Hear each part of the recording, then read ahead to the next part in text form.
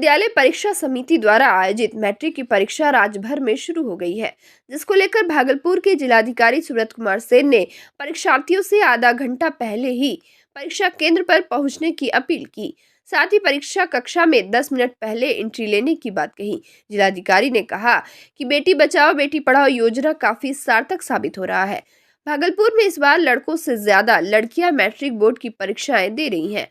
गौरतलब है कि ये परीक्षा 2 पाली में 14 फरवरी से प्रारंभ होकर 22 फरवरी तक चलेगी। 14 फरवरी को गणित, 15 फरवरी को विज्ञान, 16 फरवरी को सामाजिक विज्ञान, 17 फरवरी को अंग्रेजी, 20 फरवरी को मातृभाषा, 21 फरवरी को द्वितीय भारतीय भाषा और 22 फरवरी को एक विषय की परीक्षा होगी।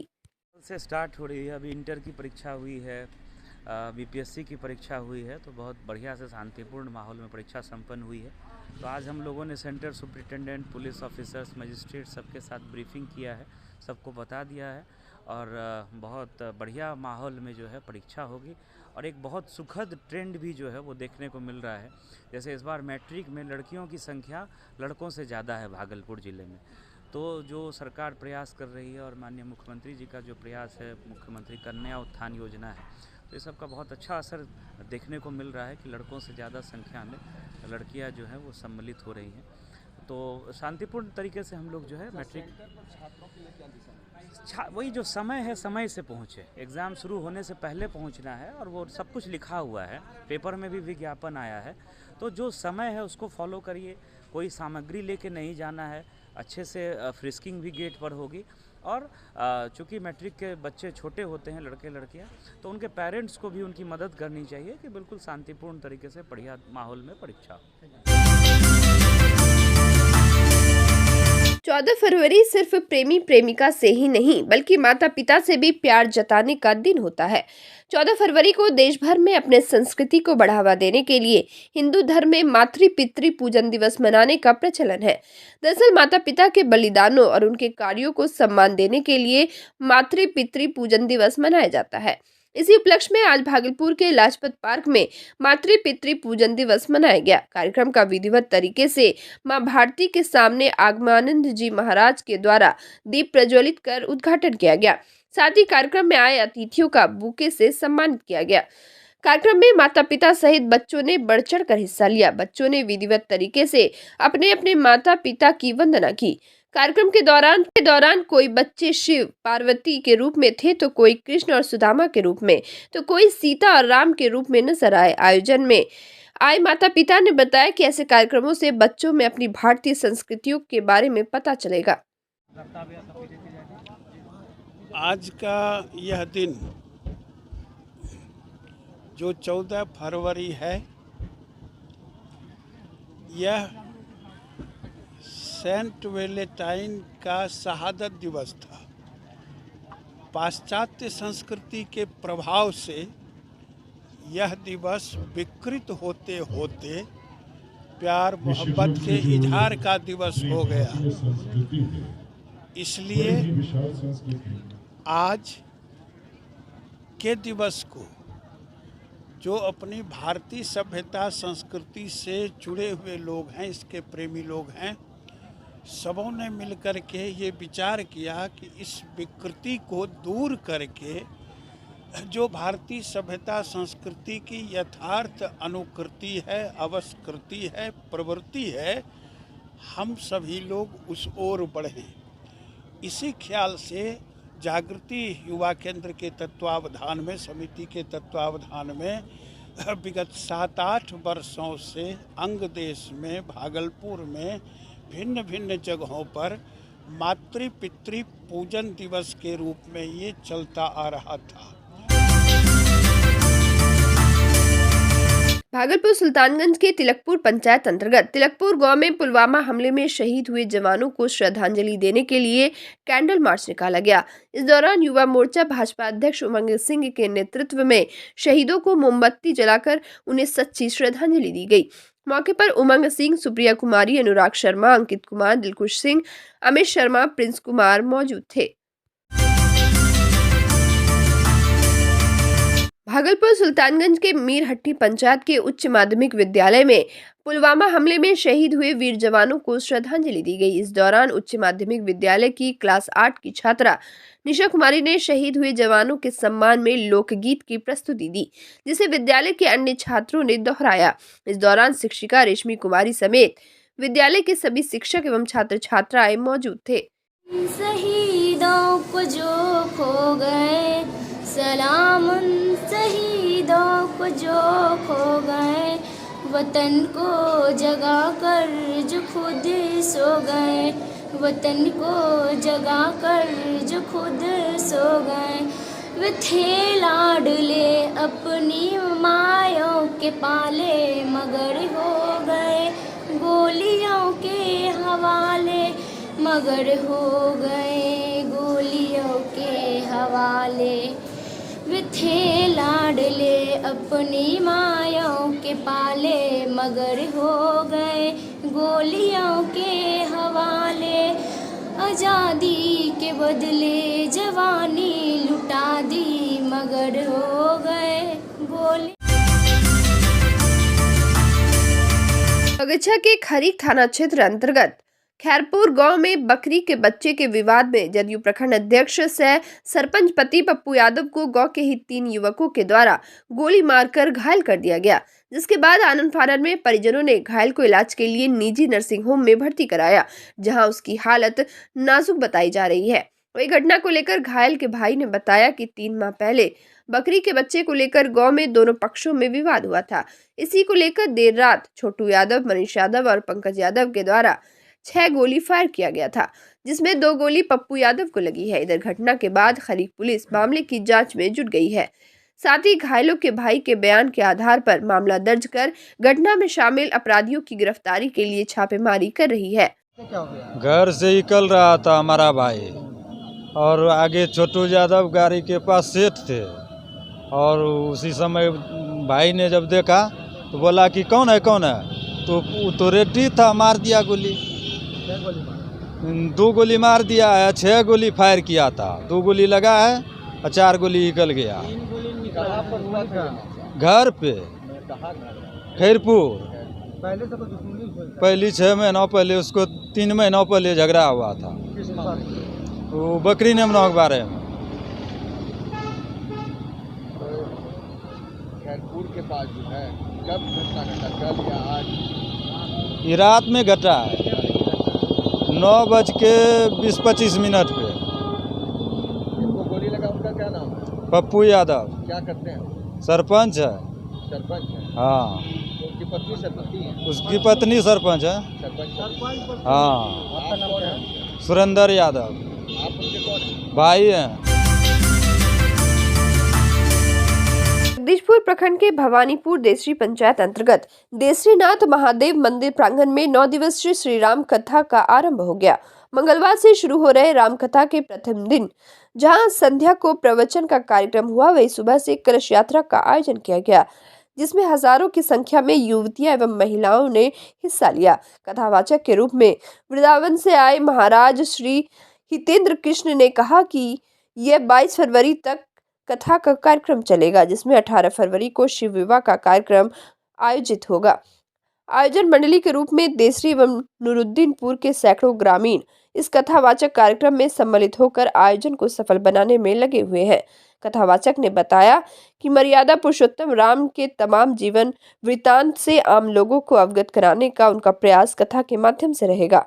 राधे राधे। ये श्री सिद्ध देसरीनाथ महादेव मंदिर समिति के तत्वाधान में 9 दिवसीय राम कथा का आयोजन किया जा रहा है, जिसमें राम की मर्यादा पुरुषोत्तम की सारी लीलाओं को, कैसे राम ने धर्म की स्थापना की, कैसे राम ने समस्त उन लोगों को जोड़ा जो पिछड़े हुए थे, जो आदिवासी थे, उनको साथ लेके उस समय के सबसे बड़े साम्राज्य पर कैसे आधिपत्य स्थापित किया, कैसे विजय प्राप्त की, इन सब लीलाओं की चर्चा इस 9 दिवसीय राम कथा में होगी। इसका समय 3 बजे से और 7 बजे तक रखा गया है। आप सब बिहारवासी इस ग्राम देसरी की भव्य राम कथा में सादर आमंत्रित है। आप सबका सादर स्वागत है। राम की कथा में राम बनने का हम और आप सब प्रयास करेंगे। हनुमान जी को साथ लेकर जय जय श्री राम के नारे भी लगाएंगे। जय जय श्री राधे। जगदीशपुर प्रखंड के प्रखंड मुख्यालय स्थित दुर्गा मंदिर प्रांगण में कबीर पंथी से जुड़े लोगों की बैठक हुई।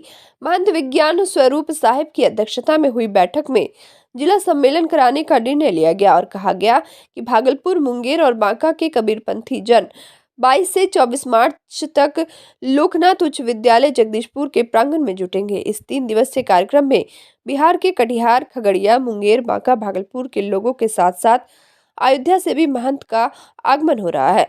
उन्होंने कहा कि 5000 से अधिक भक्तगणों की बैठक में पहुंचने की संभावना है। बैठक में जिला मंत्री महेंद्र दास, उपाध्यक्ष विशेश्वर दास, कोषाध्यक्ष राजेश्वर दास, निवेदक ओंकार मंडल उर्फ बिरबल मंडल, लक्ष्मण दास, किशोरी दास समेत कबीरपंथी से जुड़े काफी संख्या में लोग उपस्थित थे। जो जगदीशपुर दुर्गा स्थान में बैठक रखा गया वह संत सम्राट सदगुरु कबीर साहब का सम्मेलन दिनांक 22 से 24 मार्च को है। समय निश्चित कर दिया गया है। सारे संतों को आमंत्रित कर दिया गया है। जो रीवा मध्य प्रदेश से आवेंगे, हमारे अयोध्या जी से आवेंगे, हमारे कटिहार से आवेंगे और हमारे खगड़िया से भी लोग आवेंगे। बहुत से लगभग 5000 की भीड़ होगी और अच्छे तरह से उसका स्वागत किया जाएगा। तलमटिया थाना पुलिस ने गुप्त सूचना के आधार पर पासीटोला में छापेमारी कर शंकर चौधरी को 10 लीटर देशी शराब के साथ गिरफ्तार किया है। साथ ही पुलिस ने 4 शराबी को भी नशे की हालत में गिरफ्तार किया। गिरफ्तार शराबी की पहचान देवकृष्ण कुमार, सुनील कुमार, जहांगीर और लखन कुमार के रूप में हुई है। वही ललमटिया थाना अध्यक्ष मिथिलेश कुमार ने बताया कि पासीटोला में शराब बेचने और पिलाने की सूचना मिली थी, जिसके आधार पर पुलिस ने छापेमारी करते हुए शंकर चौधरी को 10 लीटर शराब के साथ गिरफ्तार किया है। वही शराब कारोबारी और शराबी को मद्य निषेध उत्पाद अधिनियम के तहत मामला दर्ज कर न्यायिक हिरासत में भेज दिया गया। भागलपुर लोकसभा क्षेत्र अंतर्गत 14 प्रखंडों में एडीप योजना एवं क्योश्री योजना के अंतर्गत दिव्यांगजनों के लिए निःशुल्क सहायक उपकरण वितरण के लिए शिविर लगाया गया। इस दौरान दिव्यांगजनों को बैटरी चालित ट्राईसाइकिल, व्हील चेयर, श्रवण यंत्र, बैसाखी, छड़ी आदि का वितरण किया गया। वही प्रखंड कार्यालय नाथनगर एवं सवार में उक्त शिविर का आयोजन किया गया। उक्त परीक्षण शिविर में पंजीकृत दिव्यांगजनों एवं वृद्धजन को एलिमेको कानपुर के द्वारा प्रतिनियुक्त विशेष टीम द्वारा पंजीकृत की गई रसीद उपलब्ध कराई गई, जिसमें उन्हें आवंटित किए जाने वाले सहायक उपकरण का नाम अंकित किया गया। शिविर के दौरान निरीक्षण करने आए भागलपुर सांसद अजय मंडल ने कहा कि दिव्यांग शिविर के लिए उन्होंने कुछ दिन पहले केंद्र सरकार को पत्र लिखा था। इसी बाबत स्वीकृति मिलते ही सभी प्रखंडों में एक कर शिविर लगाकर दिव्यांगों को उनकी जरूरत के हिसाब से यंत्र मुहैया कराई जा रही है। विकलांग शिविर में हमने कुछ दिन पहले भारत सरकार को चिट्ठी लिखा था कि हमारे यहाँ जितना विकलांग है उनका शिविर लगा करके प्रत्येक प्रखंड वाइज सबों को उनका यंत्र दिया जाए, जिनका पैर वगैरह जो भी जिसके लायक है उसके यंत्र को उनको दिया जाए और उनका सहायता किया जाए। तो इसमें सरकार से हमें चिट्ठी आया कि आपके सभी प्रखंडों में एक दिन कर सभी विकलांग को दिया जाएगा और उसी का ये परिणाम है। भागलपुर नाथनगर थाना पुलिस एवं ललमटिया पुलिस ने छापेमारी के दौरान 9 शराबी को शराब के नशे की हालत में गिरफ्तार कर लिया है। गौरतलब है कि शराबी को सीटीएस चौक से गिरफ्तार किया गया है। वही ललमटिया थाना पुलिस ने गुप्त सूचना के आधार पर पासीटोला में छापेमारी कर शंकर चौधरी को 10 लीटर देशी शराब के साथ गिरफ्तार किया है। साथ ही पुलिस ने 4 अन्य शराबी को भी नशे की हालत में गिरफ्तार किया है। इधर शराब कारोबारी और शराबी को मद्य निषेध उत्पाद अधिनियम के तहत मामला दर्ज कर न्यायिक हिरासत में भेज दिया गया।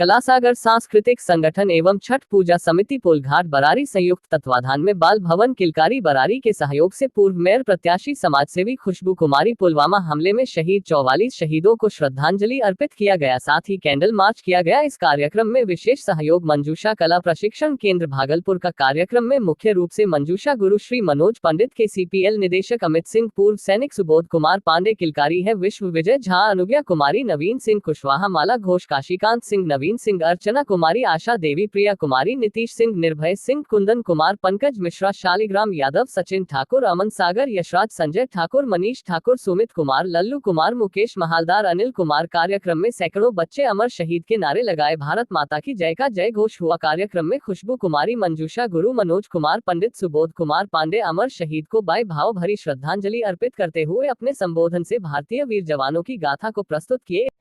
पुलवामा हमले में शहीद और वीर शहीदों के नाम के लिए आज वो कैंडल मार्च निकाला गया था और ये आज पुल घाट से किलकारी भवन में सागर कला केंद्र में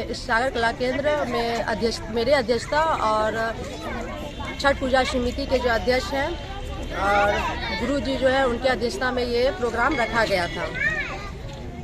14 फरवरी 2019 में बलिदान दिवस के याद में उस समय जो है 44 सैनिक अपने प्राण की आहुति देकर पुलवामा हमला में जो अपना प्राण त्यागे थे उन्हीं के याद में आज कैंडल जलाया गया है। पुलवामा में आतंक का जो हमला हुआ था तो उनके शहीद हुए हैं उस शहीदों के लिए आज ये कैंडल जलाया गया है। उन्हें भावपूर्ण श्रद्धांजलि देते हैं। जय हिंद, जय भारत।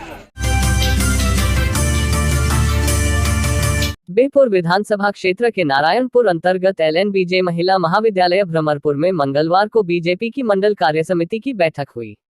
बैठक में आगामी चुनाव को लेकर रणनीति तय की गई है। वहीं केंद्र और राज्य की विकास योजनाओं को लेकर भी विस्तार से चर्चा की गई ताकि कार्यकर्ताओं एवं आम लोगों तक उनकी जानकारी पहुंचा सके। बैठक में सरकार की विकास योजनाओं पर भी विस्तार से चर्चा की गई। कार्यक्रम की अध्यक्षता भाजपा मंडल अध्यक्ष पवन कुमार यादव द्वारा की गई। कार्य समिति बैठक में मुख्य अतिथि विधायक इंजीनियर कुमार शैलेंद्र सहित मंडल के दर्जनों कार्यकर्ता मौजूद रहे। कार्य समिति की बैठक में केंद्र व राज्य सरकार द्वारा किए गए विकास कार्यों व योजनाओं पर विस्तार से मंडल कार्यकर्ताओं के साथ चर्चा की गई। बैठक में भविष्य में होने वाले चुनावों और अन्य कार्यक्रमों को लेकर रूपरेखा तय की गई। विधानसभा संयोजक दिनेश यादव ने बैठक में मौजूद सभी पदाधिकारी और कार्यकर्ताओं को संबोधित किया। उन्होंने कहा कि पार्टी को लेकर सभी को एकजुट होकर काम करने की आवश्यकता है। साथ ही आने वाले चुनाव में सभी पार्टी कार्यकर्ताओं को अपने बूथों को मजबूत करना होगा ताकि आने वाले समय में पार्टी किसी भी स्तर से कमजोर न हो।